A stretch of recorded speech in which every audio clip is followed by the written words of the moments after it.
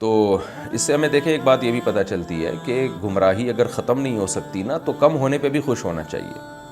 اب مثال کے طور پر اہل فارس غالب آ جاتے, وہ تو پکے کافر تھے, پکے مشرک تھے, وہ تو آگ کی پوجا کرتے تھے, ان کو سیدھے راستے پہ لانا زیادہ مشکل تھا.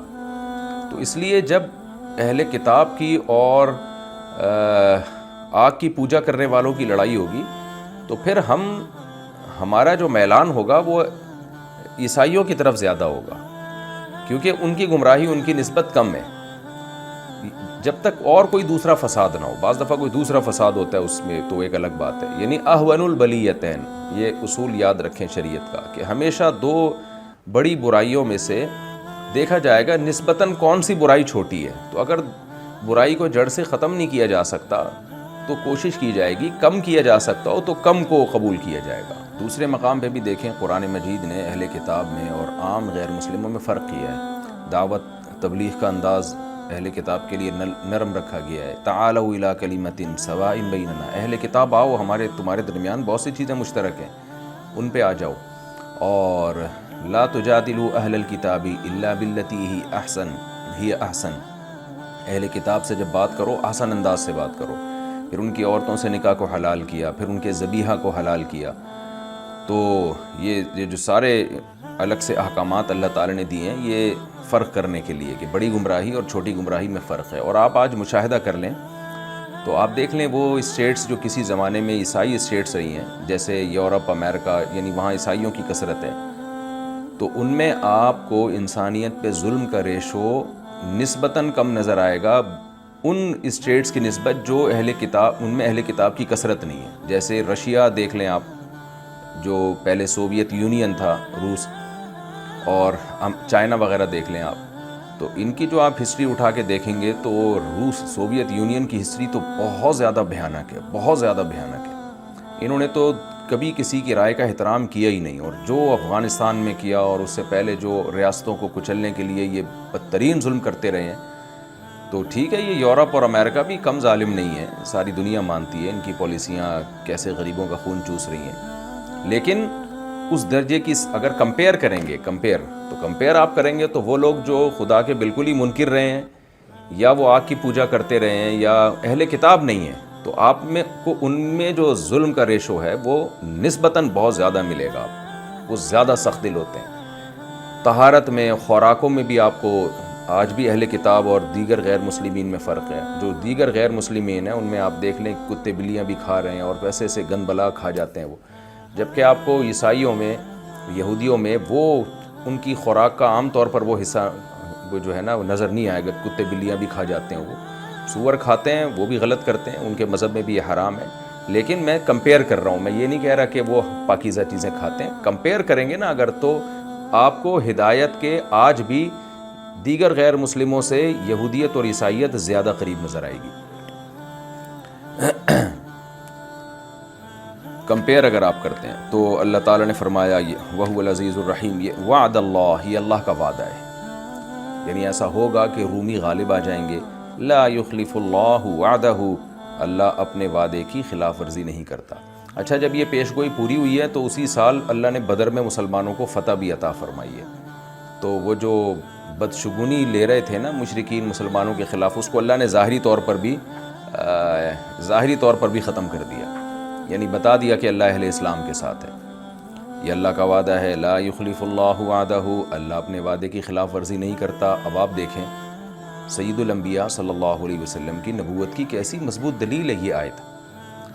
9 سال پہلے پیش گوئی کر دینا کہ 9 سال کے بعد یہ کچھ ہوگا, اور اس کے لیے الفاظ بھی ایسے کنفیوژن والے استعمال نہ کرنا کہ بھئی میں بھی پاسبل ہے ہو جائے ایسا, تاکہ جب بعد میں ہو جائے تو ہم کہیں دیکھو ہم نے تو کہا تھا نا, اور نہیں ہو تو کہہ دیں ہم نے کون سا کوئی پکا وعدہ کیا تھا.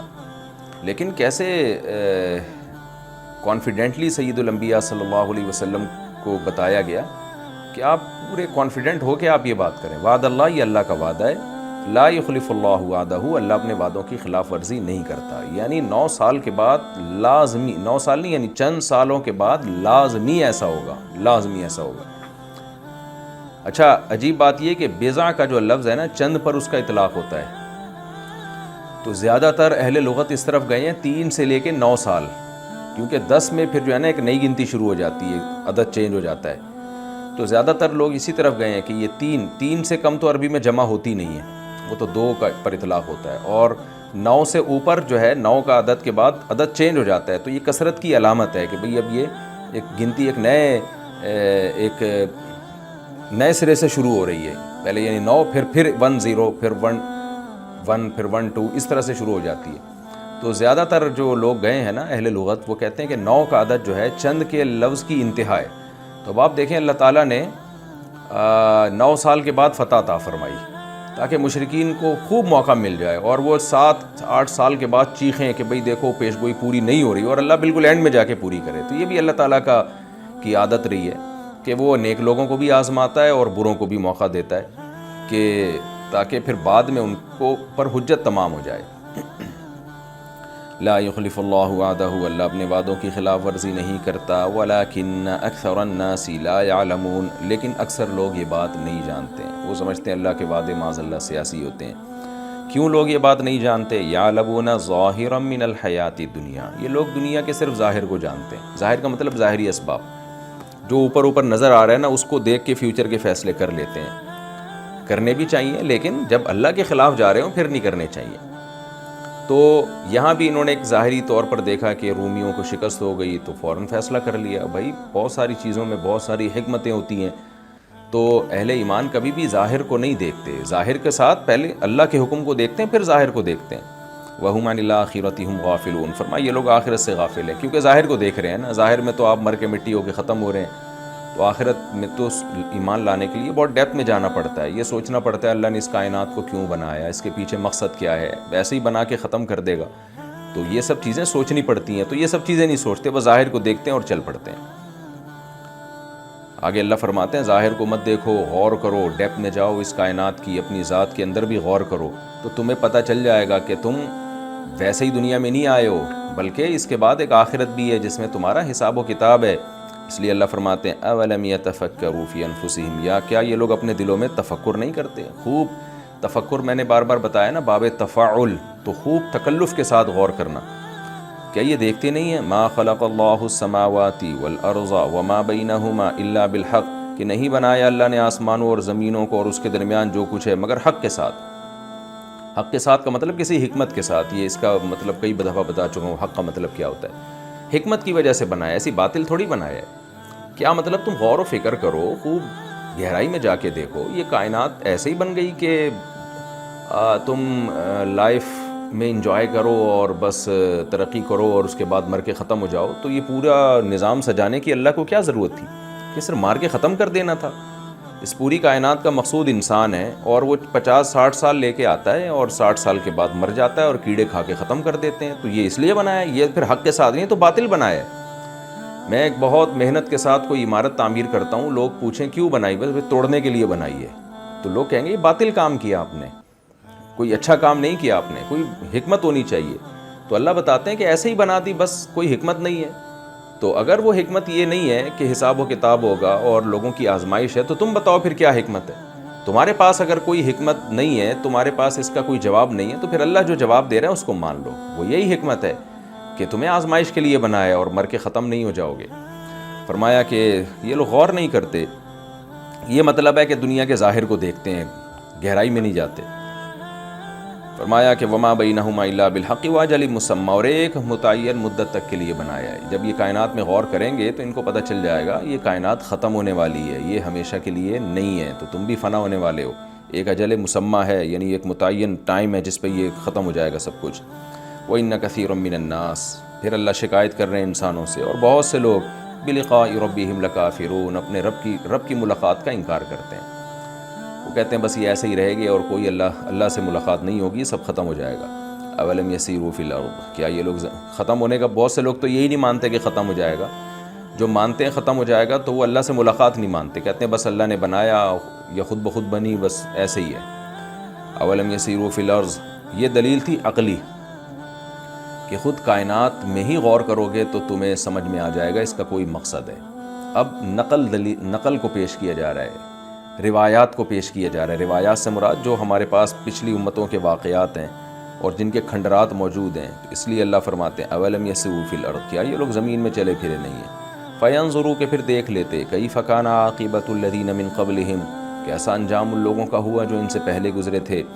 کانوا اشد منہم قوۃ، یہ لوگ زیادہ سخت تھے ان سے قوت کے اعتبار سے، یعنی زیادہ طاقتور تھے. وَأَثَارُوا الْأَرْضَ، اور انہوں نے زمین کو بویا تھا، خوب لہلہاتی کھیتیاں پیدا کی تھیں. وَعَمَرُوهَا، اور تعمیرات بھی کی تھیں، بڑے بڑے محلات بنا لیے تھے.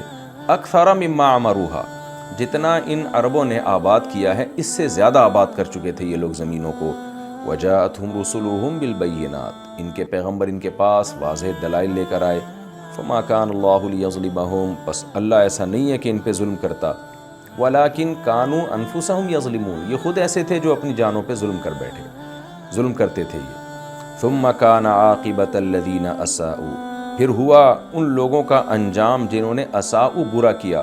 کیا انجام ہوا؟ السوء، برا.